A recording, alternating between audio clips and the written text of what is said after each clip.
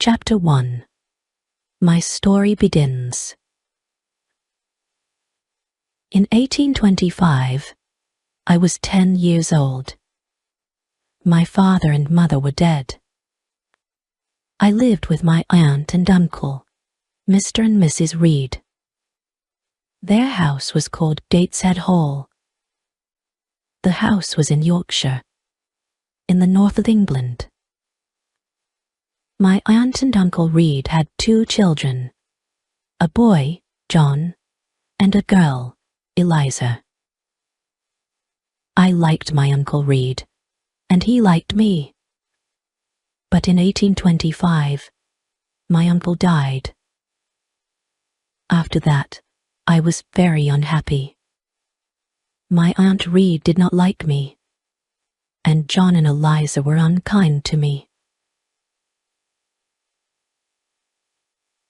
It was a cold, rainy day in December. All of us were in the house. I wanted to be alone. I wanted to read.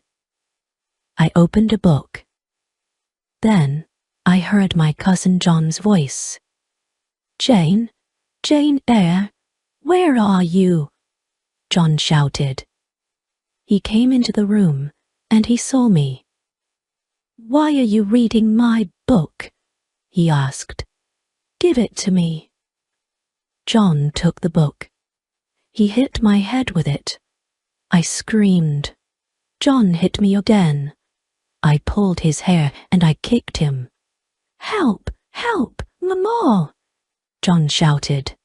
"Jane Eyre is hurting me." Aunt Reed ran into the room. She pulled me away from John. "John hit me with a book," I said. "I hate him, and I hate you too." "You are a bad girl, Jane," my aunt said. "Why do you hate me?" "You don't like me," I replied. "John and Eliza are unkind to me. I want to leave Gateshead Hall." "You want to leave?" Aunt Reed said. "Where will you go? Your parents are dead.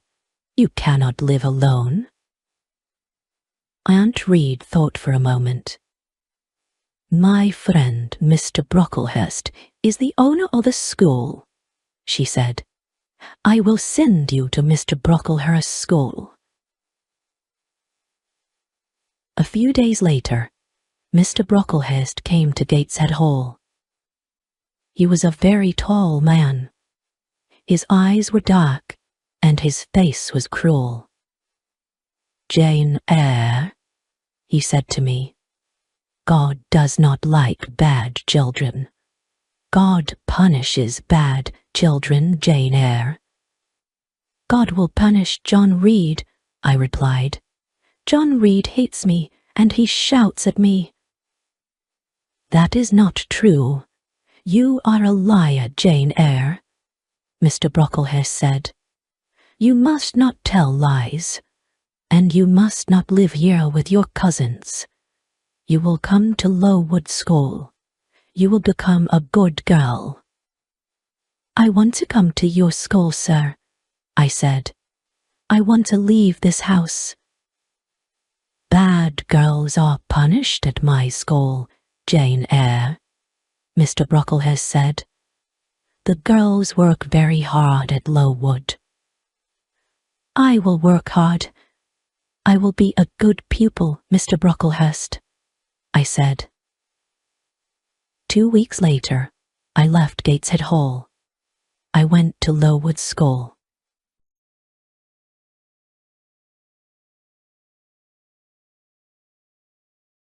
Chapter 2. Lowood School. It was the month of January. I arrived at Lowood School at night. A servant took me up some stairs and into a big bedroom. There were many beds in the room. The girls in the beds were asleep. The servant took me to an empty bed. I put on my nightclothes and I got into bed. Soon, I was asleep too. I woke up very early. A loud bell was ringing. The bedroom was dark and cold. I watched the other girls. They washed in cold water and they dressed quickly. There was a plain brown dress next to my bed, and there was a pair of ugly, heavy shoes. I washed quickly. Then I put on my new clothes. I was very hungry. I followed the other girls down the stairs. We sat down at long tables in a large dining room. Our food was terrible. "The food is bad again?" one of the girls said. "Stand up," a teacher shouted. "Don't talk." We stood up. We did not speak. We walked into a big schoolroom and we sat down. There were about 80 girls in the schoolroom, and there were 4 classes. The oldest girls were in the 4th class. I was in the 1st class. 4 teachers came into the room and we began our lessons. The lessons were not interesting. First, we read some pages in a book. Then our teacher asked us questions about those pages. After 4 hours, we went outside. It was very cold. Very soon a bell rang. Lessons started again.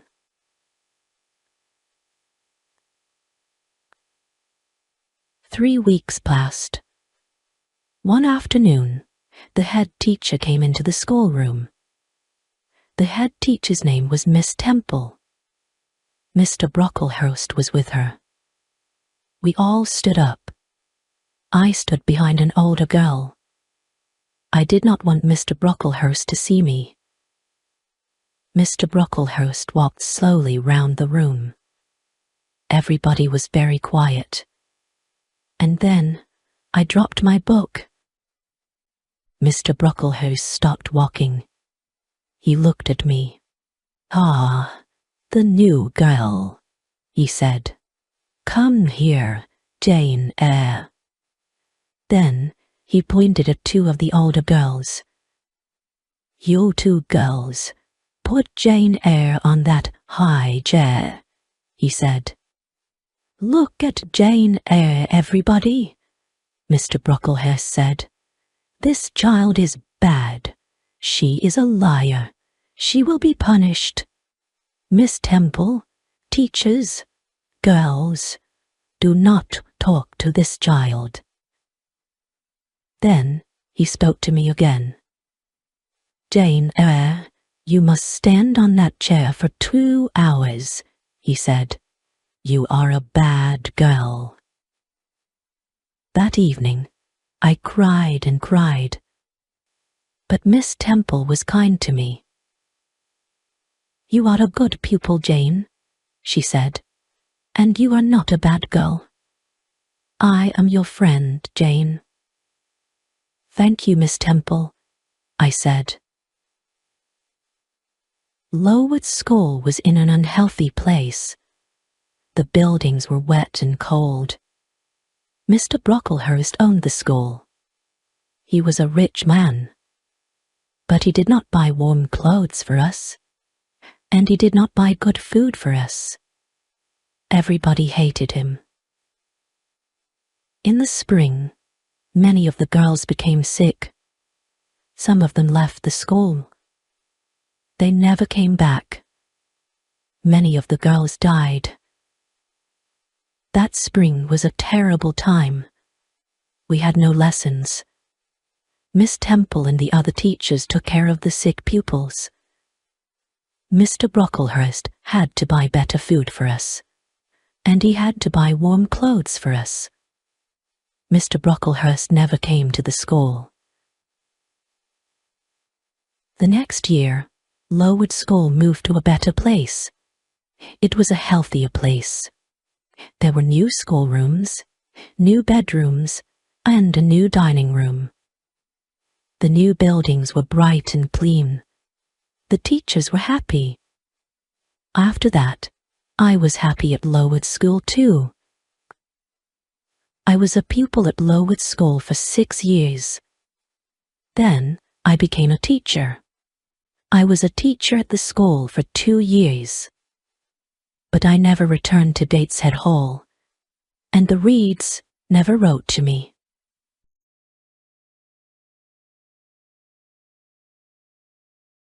Chapter 3.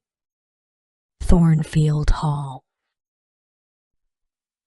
In 1833, I was 18 years old. In the summer, Miss Temple left Lowood School. She got married. I wanted to leave Lowood too. I wanted a new life. I will be a governess, I thought. I put an advertisement in a newspaper. October 1833, Lowood. A young woman wants to teach 1 or 2 children in their home. She teaches English, arithmetic, geography, religion, French, drawing, and music. J.E. I had a reply to my advertisement. The reply was from Mrs. Fairfax of Thornfield Hall, near Millcote. Millcote was about 70 miles from Lowood School. Mrs. Fairfax wanted a governess for a little girl. I wrote to Mrs. Fairfax immediately. I was going to be a governess at Thornfield Hall. I travelled to Millcote in a coach. At Millcote, a servant met me. He took me to Thornfield Hall. At Thornfield Hall, another servant opened the door. She was smiling. She took me into a small, warm room. A lady was in the room. She was sitting by the fire. "Are you Mrs. Fairfax?" I asked her. "Yes, my dear," she said. "And you are Miss Eyre. Are you cold? Sit by the fire, Miss Eyre. A servant will bring you some food." "Mrs. Fairfax is very kind," I said to myself. "I will be happy here." "Will I see Miss Fairfax tonight?" I asked. Mrs. Fairfax looked at me. She smiled. "Miss Fairfax? No, no," she said. "Your pupil's name is not Miss Fairfax. Your pupil is Adele Baron." Adele's mother was a Frenchwoman. Adele is Mr. Rochester's ward. He takes care of her. "Mr. Rochester? Who is Mr. Rochester?" I asked. "Mr. Edward Rochester is the owner of Thornfield Hall," Mrs. Fairfax said. "I am his housekeeper. I take care of Thornfield Hall. Mr. Rochester is not here now. He does not like this house. He is often away from home." I was very tired. Mrs. Fairfax took me up the wide stairs. She took me to my room. I went to bed immediately, and I slept well. The next morning, I woke early. The sun was shining. I put on a plain black dress. I opened my bedroom door. I walked along a corridor and down the wide stairs. I walked out into the sunny garden. I turned and I looked up at my new home. Thornfield Hall was a beautiful house with many large windows. The garden was beautiful too. After a few minutes, Mrs. Fairfax came into the garden. She spoke to me. "Good morning, Miss Eyre," she said. "You have woken early. Miss Adele is here. After breakfast, you must take her to the schoolroom. She must begin her lessons." A pretty little girl walked towards me. She was about 8 years old. She spoke to me in French, and I replied in French. After breakfast, I took Adele to the schoolroom. We worked all morning. Adele enjoyed her lessons, and I was happy. In the afternoon, Mrs. Fairfax took me into all the rooms of Thornfield Hall. We looked at the paintings and at the beautiful furniture. We walked along the corridors. "Come up onto the roof, Miss Eyre," Mrs. Fairfax said. "You will see the beautiful countryside around Thornfield Hall." We walked up many stairs.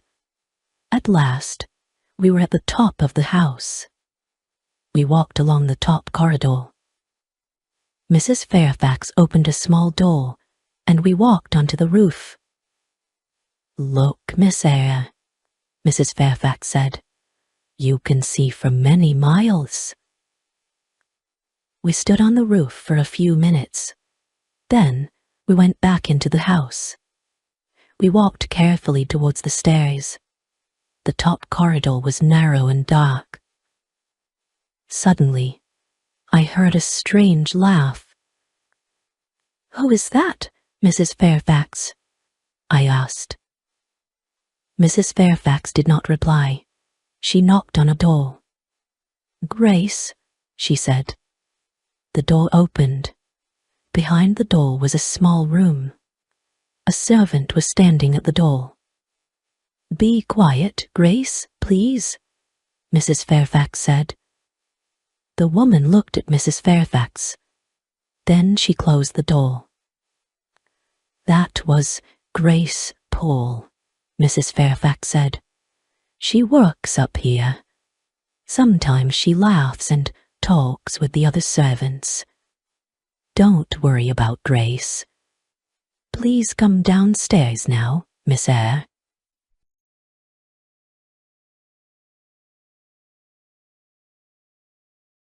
Chapter 4. Mr. Rochester.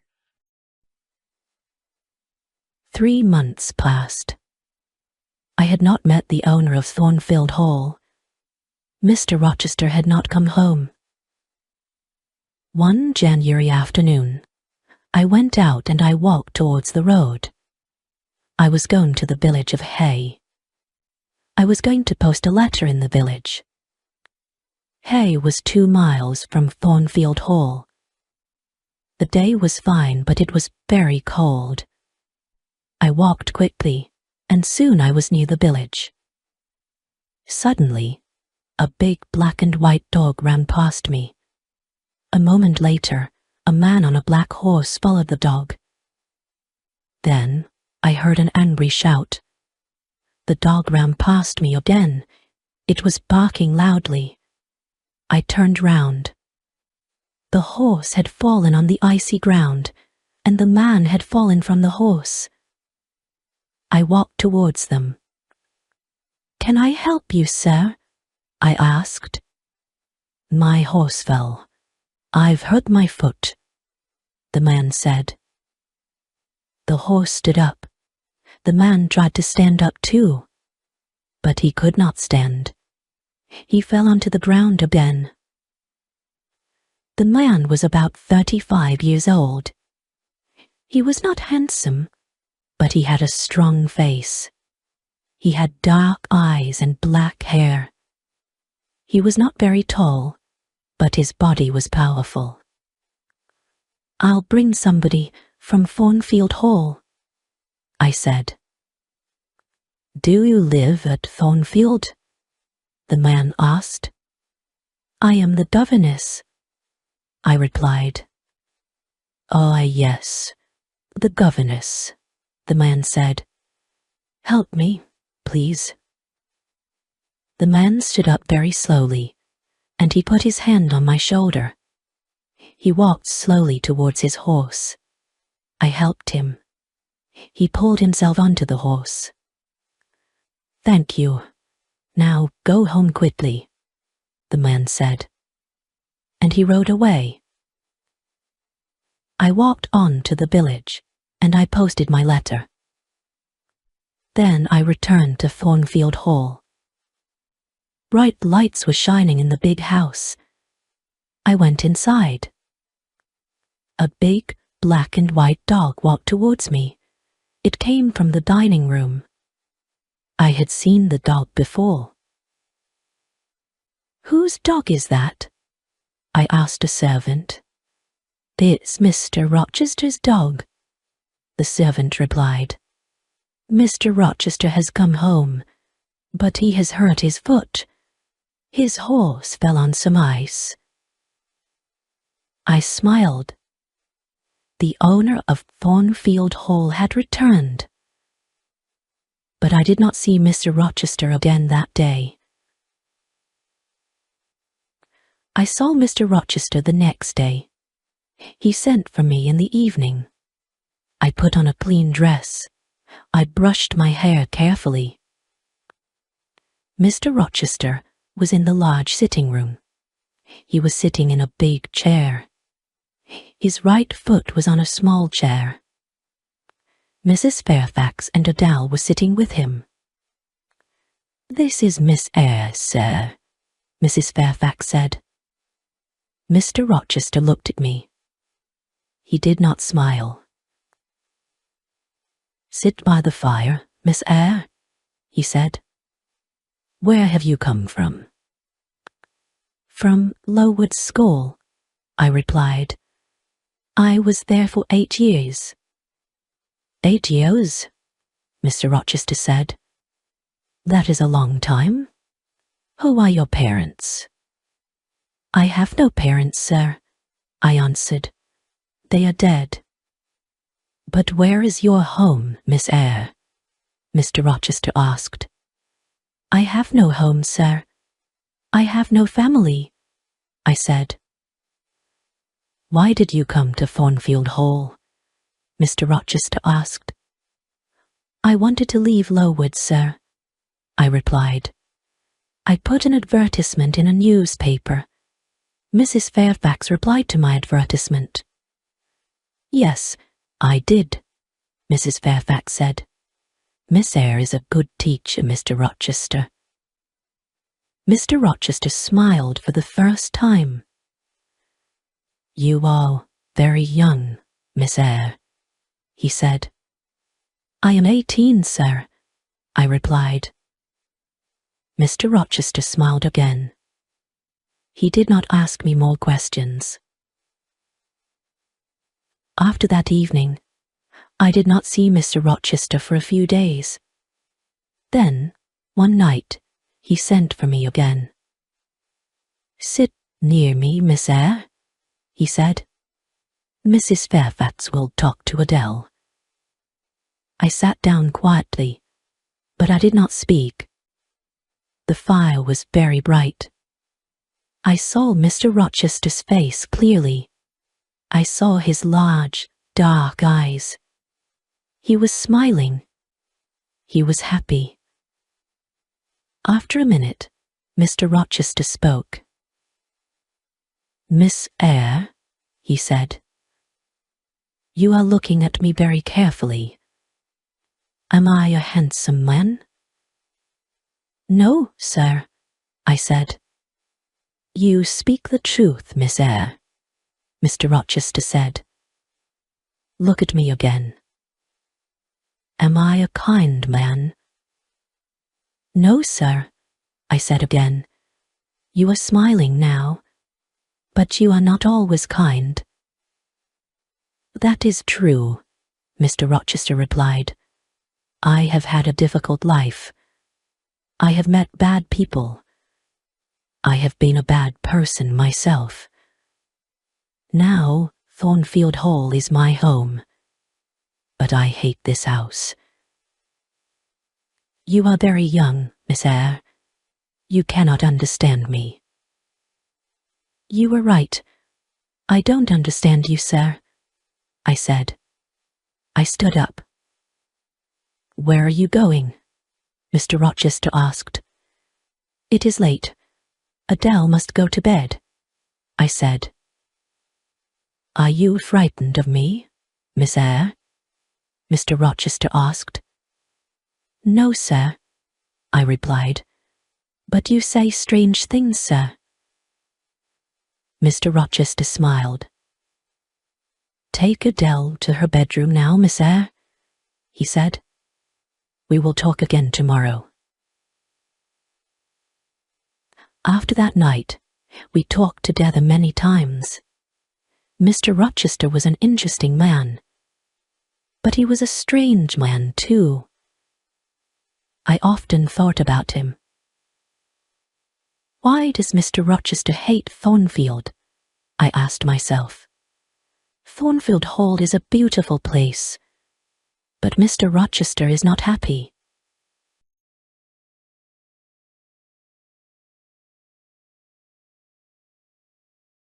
Chapter 5. Fire. It was March. One night I was in bed, but I was not asleep. The house was quiet. Suddenly, I heard a sound in the corridor outside my room. Who's there? I said. Nobody answered. Then I heard a strange laugh. I got out of my bed and I went quietly to the door. I listened. I heard another sound. Somebody was walking up the stairs to the top corridor. Then I heard somebody close the door. Was that Grace Poole? I said to myself. Yes, it was Grace. Why was she laughing? And why is she walking in the house at night? Is she mad? I must tell Mrs. Fairfax about this. I will speak to her now. I put on some clothes and I opened the door. There was a candle on the floor outside my room. The candle was burning. There was thick smoke in the corridor. I went into the corridor. I looked around me. The door of Mr. Rochester's bedroom was open, and the smoke was coming from Mr. Rochester's room. I ran into the room. Wake up, sir. What happened, Jane? There was a fire, sir. Grace Poole tried to kill you. Stay here, Jane. Open the window. I'll go upstairs. I sat in a chair by the window. Time passed. At last, Mr. Rochester returned. Please don't worry, Jane, he said.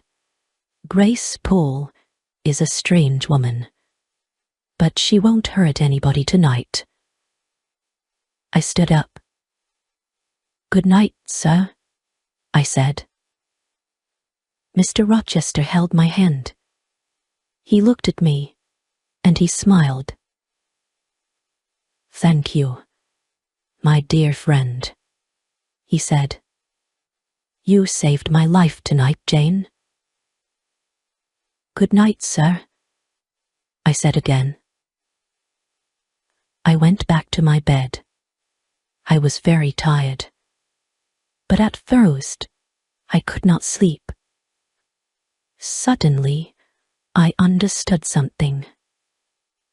I loved Mr. Rochester. He had smiled at me. He had held my hand. Did he love me? I did not know. But I thought about Mr. Rochester for a long time. I did not see Mr. Rochester the next day. He did not send for me. In the evening, I went down to Mrs. Fairfax's sitting room. The housekeeper was looking out of the window. The weather has been good today, Mrs. Fairfax said. Mr. Rochester had a good day for his journey. His journey? Where has he gone? I asked.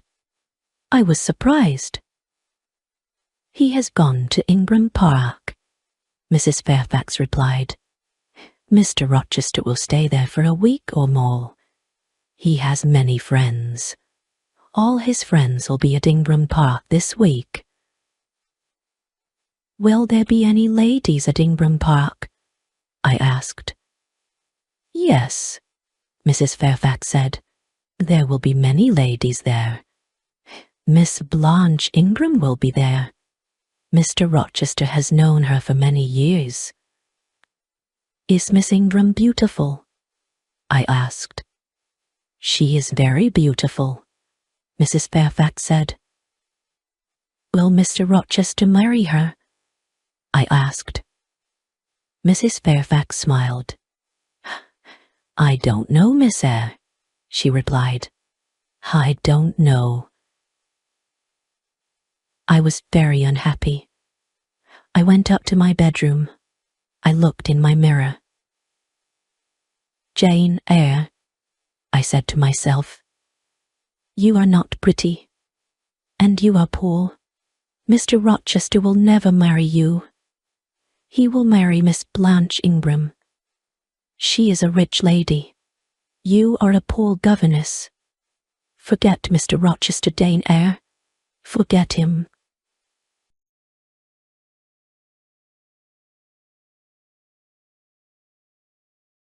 Chapter 6.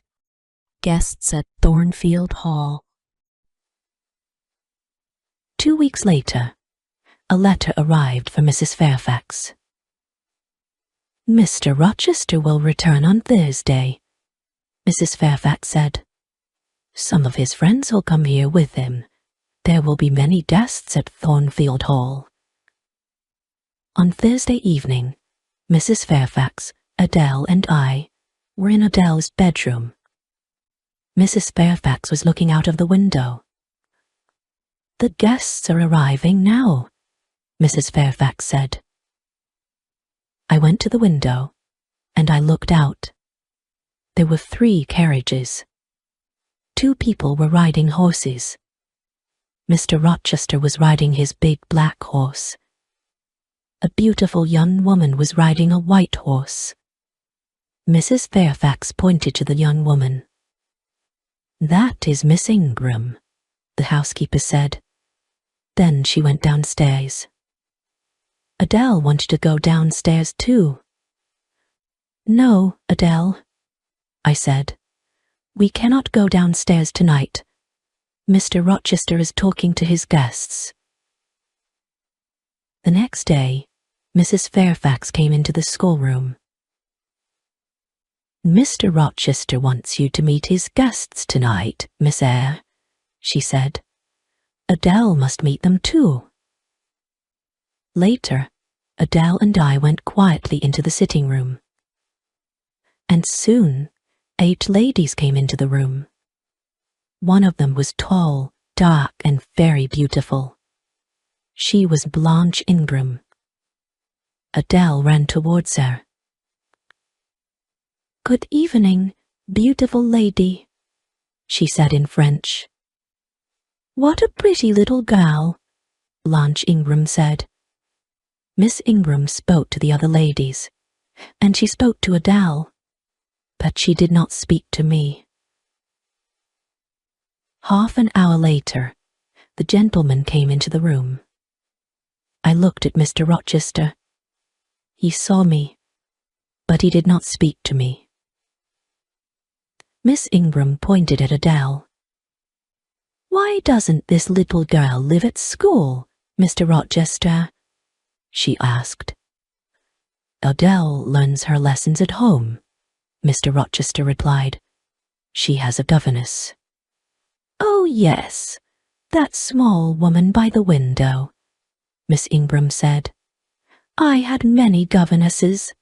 I hated all of them. They were all ugly and stupid.